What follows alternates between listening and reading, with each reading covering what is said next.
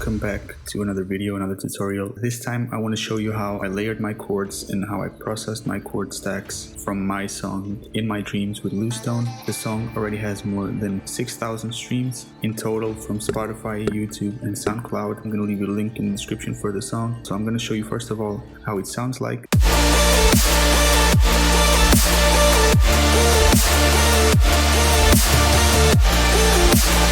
As you can see, this sounds a little bit different from the original version. Let's start with the basses. So I have a top bass in here.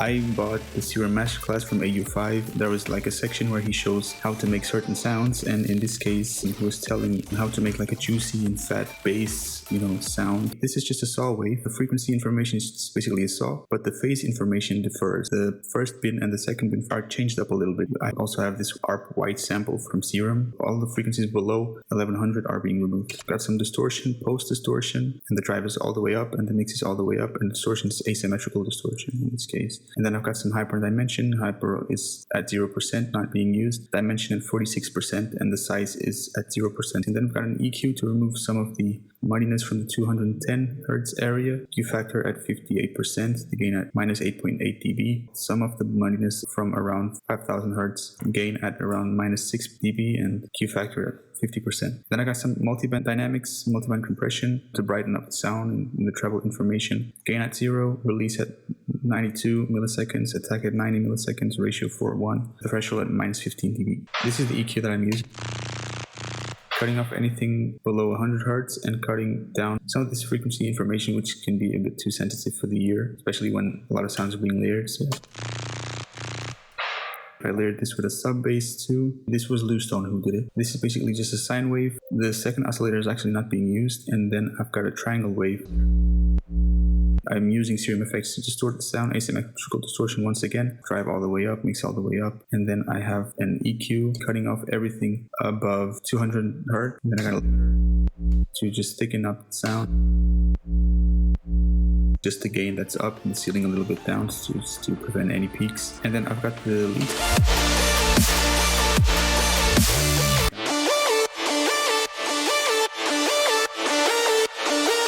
That's the main one in this case. Basically, this is a square wave, unison at 2. In the sub oscillator, we've got a triangle wave.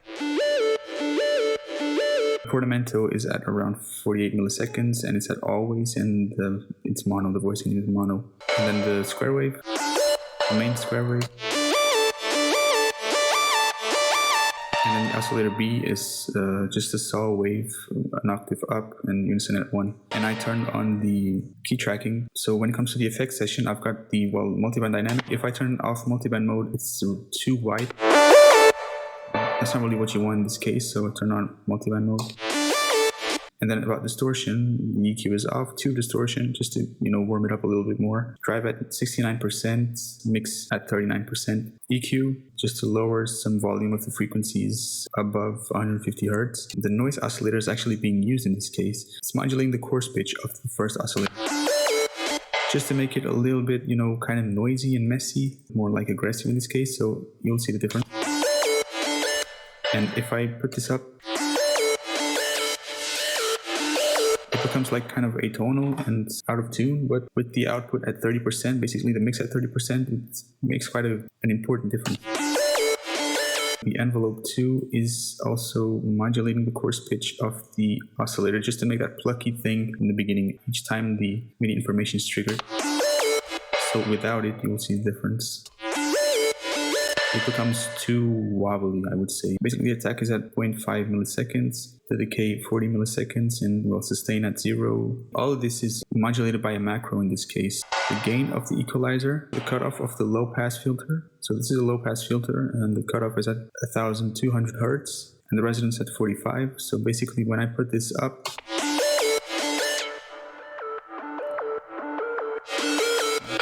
the resonance will go down and the cutoff will go up. And when this is down, the resonance is up and the cutoff is lower. Yeah, the sound is more plucky when the high frequencies are being filtered out, and it's less plucky when the sound opens up. And the way I'm doing this is basically I'm modulating the high band of the compressor, of the multiband compressor, with the envelope. And as I said, when it's lower, it's being triggered. kind of all over the place when it's down, and that's what I wanted in this case. Yeah, and that's it for this sound. I'm going to show you the other sound as well. Basically, it's just a saw wave, as you can see, unison at 16. The noise oscillator is modulating the coarse pitch of the sound. It's a low pass filter, cut off at 13,000 hertz, around that. Only oscillator A is being filtered. Compression, multiband, didn't change much. Tube distortion, just like the other patch, same thing. 64 drive, 39 mix, equalizer. This is basically just the same sound, but I changed it up a little bit in this case. And some plate reverb. In terms of modulation in this case, as I said, the noise oscillator is modulating the coarse pitch. The output is at 30%, just like the other sound. Envelope 2 is also modulating the coarse pitch to make it more plucky. This is at 50% because I think that if this would be at 100%, it would be too much. Let me show you the leads too. Just an EQ, simple one. And for this, so I got some white noise. Simple white noise, only this part of the white noise is being used. This is the other patch. This patch is not too heavy on the CPU because, as you can see, there are only 3 voices here. So each oscillator is only playing one voice. We've got the sub oscillator, the oscillator A, and also oscillator B. And I'm gonna solo all of these. So first of all, the sub, the oscillator A,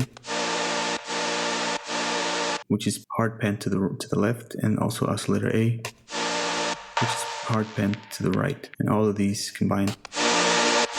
So of course some modulation has to be going on here to make this sound as wide, and that's what I'm going to show you. So as you can see, these 2 chaos knobs are modulating the coarse pitch of both oscillators, basically pitching the oscillators up and down really quick to the point that it kind of makes it a little bit like out of tune, and that's one of the reasons why this sound is as wide. Let's not forget that the amount is at 19%, which I believe is an octave up, so the oscillation only goes like 1 octave up and down. The output is at 20%, because if you put this at like full,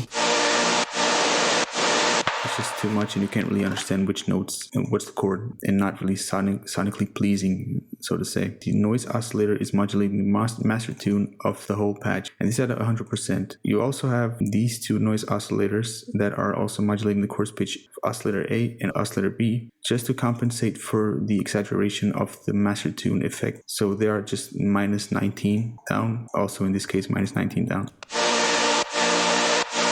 If I turn this off,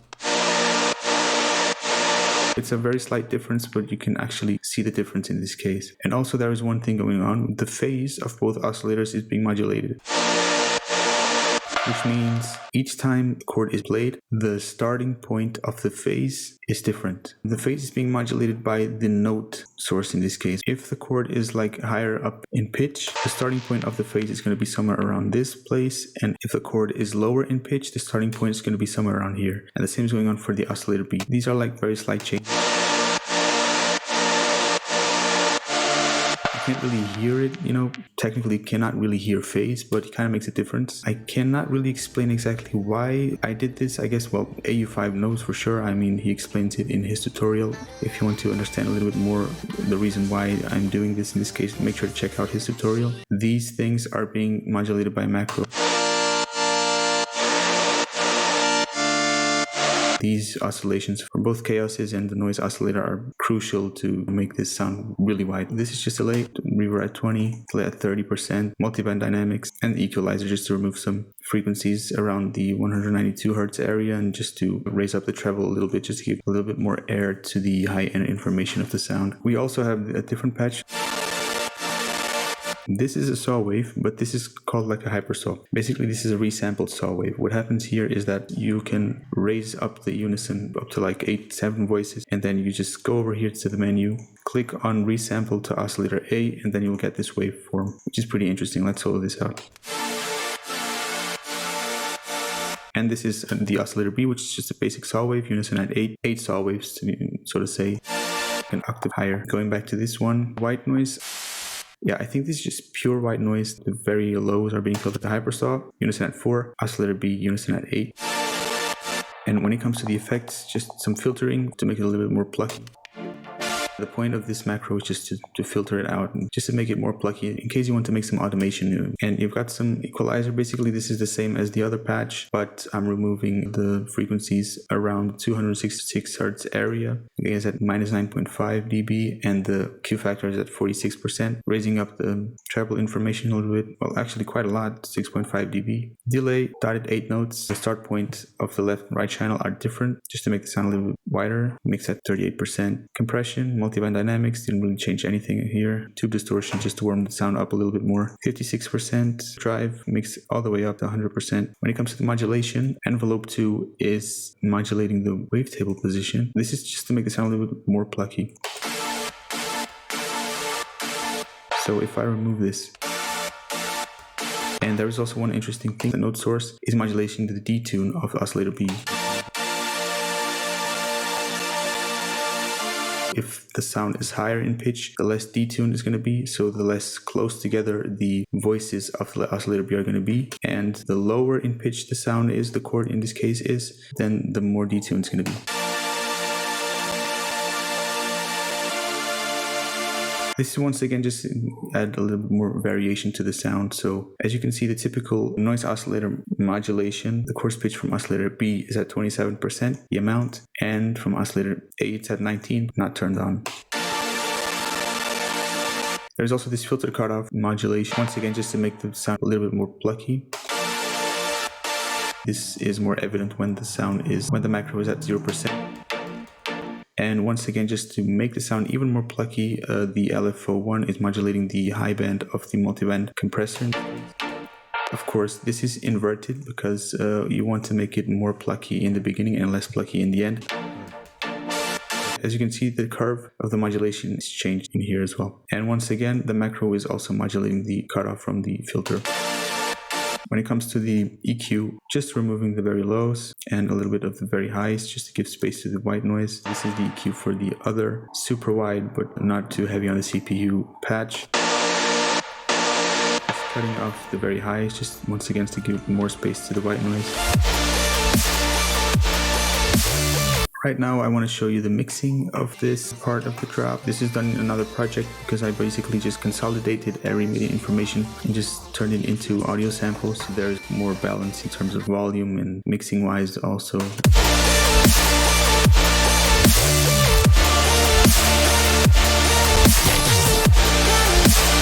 You've got some growl basses in here as well that I added. I reused, I think. I just recycled some of the growl basses from the first drop, I think. I'm going to start off once again with a top bass. Same EQ in this case. In terms of like group mixing, not much. Some EQ for automation, some sound shifter. I don't know if this is being used. I don't think so. The sub bass, same thing as before. Difference in here is the group mixing, which is also, there's not much going on in this case. I just did some mid-side EQ, removing the very lows from the sides and, well, in the mids, nothing. I also raised up a little bit of this information around the 652 hertz, 1700 and also 3100 hertz. So when it comes to the leads, let's start with the first one. Everything below 300 hertz not heard. Removing some of the information on this area, which is pretty sensitive. Not much going on in terms of individual mixing. Let's see the second lead. Yeah, same thing as the first project that I showed you, but the group mixing, there are definitely a lot of changes. So first of all, this is the group EQ. Anything below 225 hertz not heard. Anything above 16,500K not heard as well. I also tend to use this in synths because it brightens up the sound a little bit more, gives more life to the sound. Some OTT, the depth is at 16%, no lows, raising up the highs a little bit, and the mids also, and the output gain -1 just to compensate for the volume change. Just to make both sounds a little bit more like glued together. And final tweaks in the EQ. And finally some patcher to remove the very lows. Anything below 100 hertz not heard. In the sides, in the mids, nothing going on. And I got this fruity balance, but I don't think it's doing anything. Probably some automation here and there, but just volume automation, basic stuff. About the chords, I don't really think there's any individual mixing difference. Yeah, in terms of group mixing, P controller is not doing this reverb effect anymore, but I'm not sure if this is because I opened the project after a while. I don't know if this is the same as in like the release version, not sure. Yeah, in terms of the group mixing of all the chords, which will influence also the chords in this case, taming up some frequencies around this area, 6,000 hertz, removing anything above 16.5K, and removing anything below 100 hertz. Some OTT, 15% in depth, lows not changed, highs up a little bit more, mids up a little bit more as well, and then gain minus 0.2 dB. I guess not really different. Once again, taming up the frequencies around 650 Hertz, and just a typical mid-side EQ, removing very lows from the sides and not doing any changes in the mids. These Edisons are just for sound design purposes. That's it for the video. I hope you enjoyed. Make sure to leave a like, subscribe also, and comment on the video if you would like to point something out, if you would like to give me some tips, if you would like to ask me for some stuff. If you have any doubts, I will gladly reply to you. See you in the next one.